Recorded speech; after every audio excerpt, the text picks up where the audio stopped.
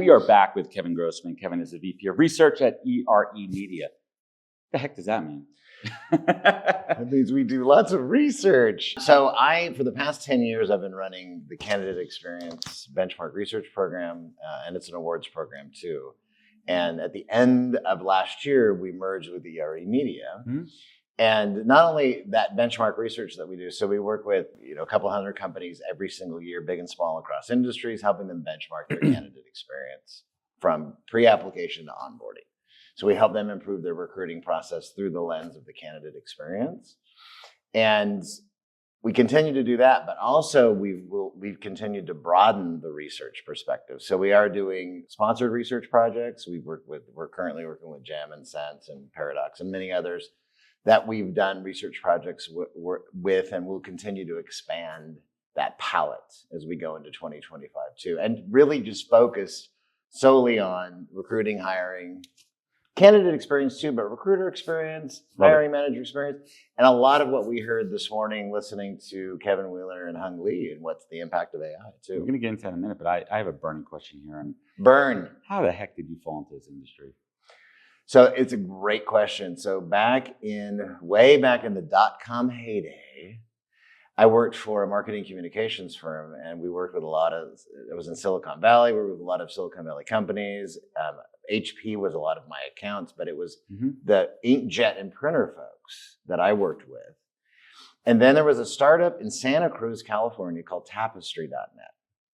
And they started putting together, they had these communities of developers, IT professionals, and bilingual Japanese professionals. That's how that started. Then they had a partnership with Burning Glass. They had at the time their own magic secret sauce matching algorithm. We were touting AI then in 99. I think it was a little early for recruiting. Or was it? Yes. Well, I don't know. I mean, AI has been developed for decades, but it's only now really more mainstream than ever. So anyway, I jumped to that startup in Santa Cruz, and that's how I got into the recruiting and hiring space. As they say, the rest is history too. So let's get into the candidate experience. Sure. I'm an in the trenches recruiter, but I'm also an advisor to the companies that I work with, because as an external recruiter, I represent their brand in the marketplace. Sure. And I always preach about having your external recruiters are the head of the arrow.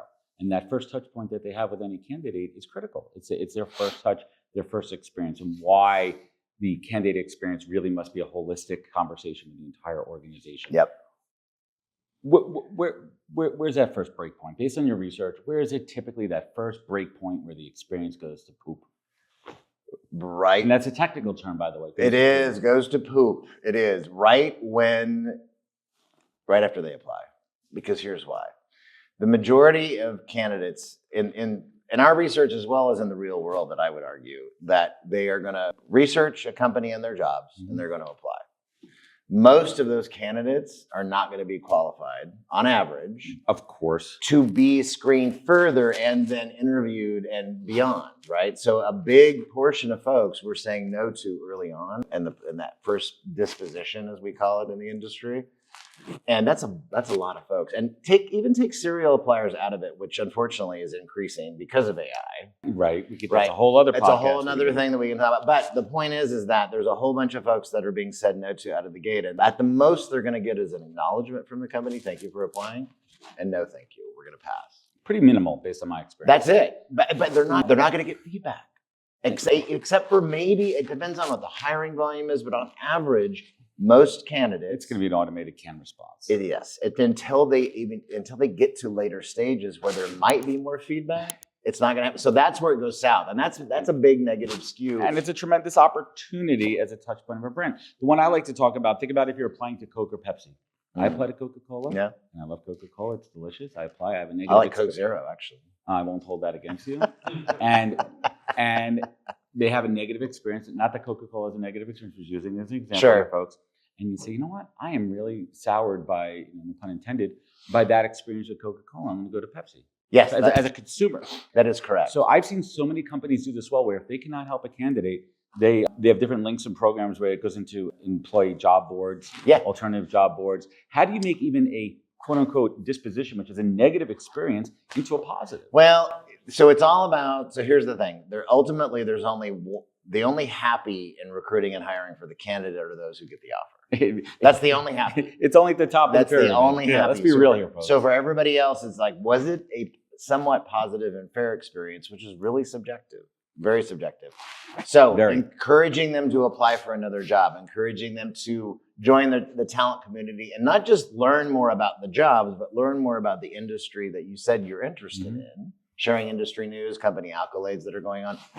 Things that where there's engagement and touch points after that disposition can help, so that, because what we're helping companies measure every year, ultimately it boils down to this: are the candidates willing to engage your business and your brand again or not? Are they willing to apply again? Are they willing to refer others? Are they willing to be a brand advocate? Are they willing to be a customer? If it's a consumer-based business, your Coke, Pepsi example for it is, and we measure every year is resentment rate in our research. So the percentage of candidates I'm very high on my wife's resentment rate, by the way. Blessings. I am not, thank goodness. So my wife and I just went to Disneyland at the beginning of the week. So there you go. But anyway, my point is that the resentment has actually been on the rise. And because how do you define, sorry to interrupt you there, but you said there's subjectivity there. I want to get into the weeds for a second. How do you quantify and qualify resentment? So there's 4 key ratings that we ask the candidates. One of the key ratings is how likely are you to change your relationship status with us, the employer, based on your experience. And it's a 4-point scale that goes, and the extreme answers are, I had a great experience. I will continue to engage your business and your brand. Whatever that means to me, the candidate. The other end of that is, I will not. I had a bad experience. I do not want to do anything with you anymore. That number, that percentage in our data is what we call the resentment rate. Now, not everybody puts their money where their mouth is. Right. People sometimes are just clicking through. But there are a significant number of people who will choose to go elsewhere. They will not apply again. They will not refer. They will not be a brand advocate. And they will not be a customer. So interesting too, just showing, speaking when it comes to surveys. So it's optional at the end of a recruitment process. You're asking these candidates about that. If people take the time to do it when it's optional, they're probably going to give you real feedback. I think, and it's like also generally speaking from a survey kind of take. Like if it's not required to get to the finish line, or if there's not a carrot at the end of the stick. No, there's not. There's no incentive. You're not going to get the job. You're not going to fill out the survey. No, it's anonymous data. It's anonymous feedback too. So we're not capturing any contact information.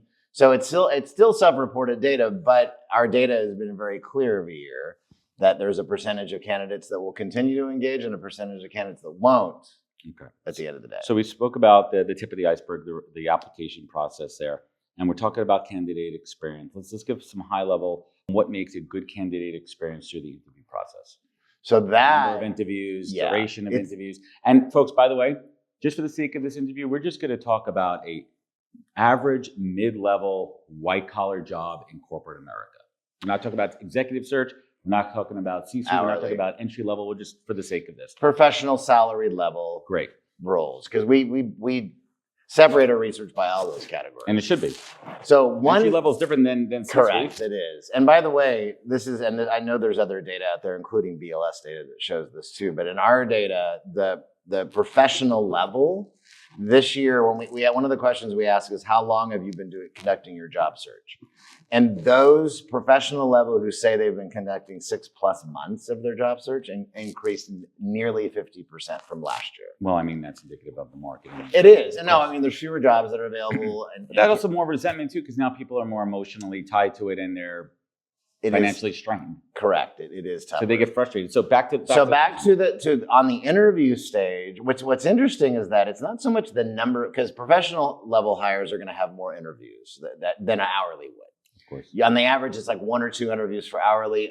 For professional, it's 2 to 4, even 5 interviews.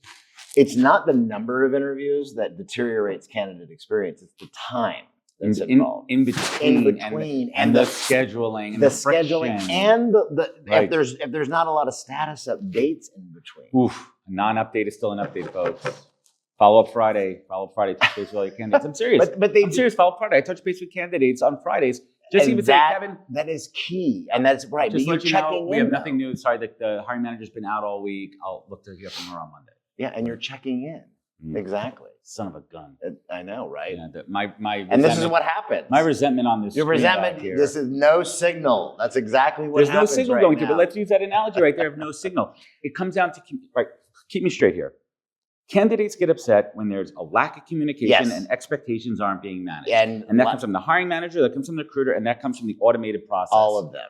All of it. And by the way, candidates, I mean, I have been saying this for many years now. Candidates could care less about your tech stack. They could care less about your They don't care about anything except getting the job. I get the job or not. But all those things that you just said totally impact their perception of fairness and a positive or negative sentiment at the end of the day. So at the interview stage, it is about consistent. You're right. No update is an update, just a check-in.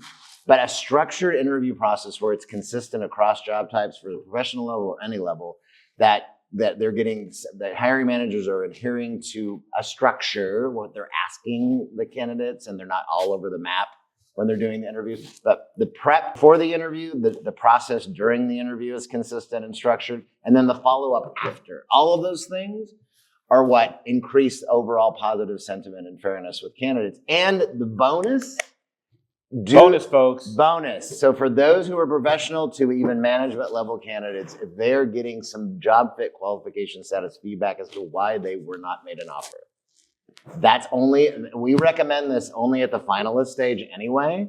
And a lot of companies are, it's a litigious society, and I think that's legal Pandora's counsel. box. But the highest rated companies in our research are doing it though. And they're getting the dividends of a greater willingness to refer. And listen, I don't even play an employment lawyer on TV, so I'm not even going to claim that you're not. There could be contention, yes, of course. It opens up the Pandora's box for bias. But that feedback, it's just a little bit of feedback. I also call it being specifically ambiguous about why. Welcome to the world of recruiting. It goes a long way with the candidates, and man, it's big. It could be something as specific as, you're great. However, the other candidate had a stronger experience in a very important niche that we were looking for in this. And that way they could at least have some kind of like, you know what? I did a good job interviewing. That other candidate had it. And it depends how you spin it there. Give us some kind of alpha here, Kevin. What is kind of a new metric that came out of all your research, like a new kind of KPI that we're looking at? Like, for example, and I've talked about this at HR Tech, I love quality of hire and looking at it different ways. I use a baseball analogy where it's wins over replacement almost, where it's like, is this person better than the person that was let go? Well, hopefully they'll always be better. Or the person that left, more from a nutrition standpoint. And it's more quantifiable when it's sales role, when you have hard numbers to show there. Yeah. But what's a metric that came out of your research or a moment that's leading to a new type of analysis? Well, I think the long way, folks. Well, it is, but for many years, I mean, I think one of the key things, whether you're a B2B or B2C organization, is the referral. Are the candidates willing to refer or not others to your organization and be a brand advocate? Whether you're a consumer-based business or not doesn't matter. Are they willing to refer still at the end of the day? And that is something that impacts all companies all the time. That is something that we've been talking about for quite a long time, because you don't want everybody applying again at the end of the day. So willingness to apply again is actually not that. It's important, but it's more important, are they willing to be a brand advocate and refer? I can't believe I'm about to say this, but we're coming upon 2025, and March of 2025 will be 5 years since the start of the pandemic, and we'll call it a year since it ended, a year or so since it ended. You've had a large enough sample set at this point. What has the pandemic data shown you? Give some high level points as far as working from home, return to office. What is some of the data from a candidate experience standpoint?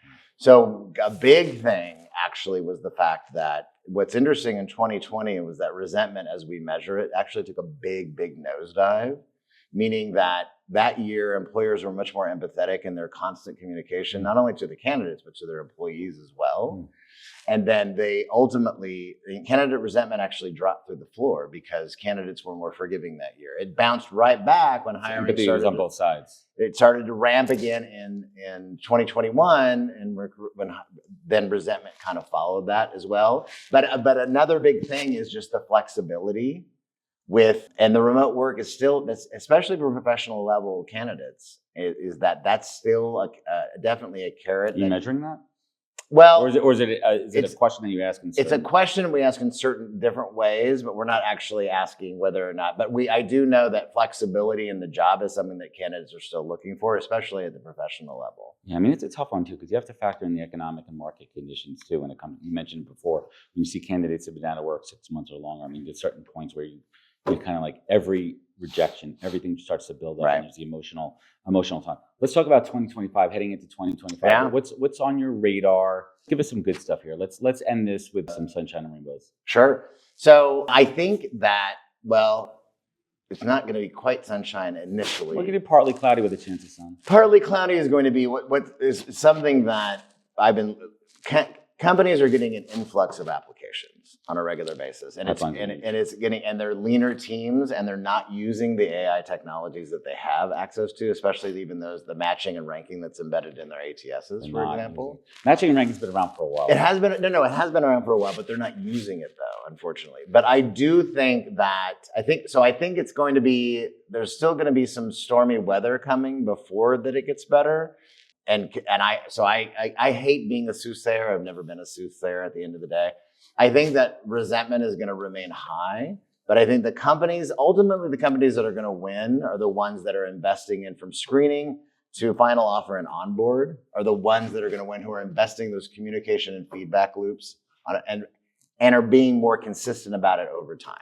If the company is going to invest in the shiny object, make sure you invest in the people who know how to use it. Exactly. And see it through, and you have to keep feeding the beast. These things take process, they take improvement, and they take optimization.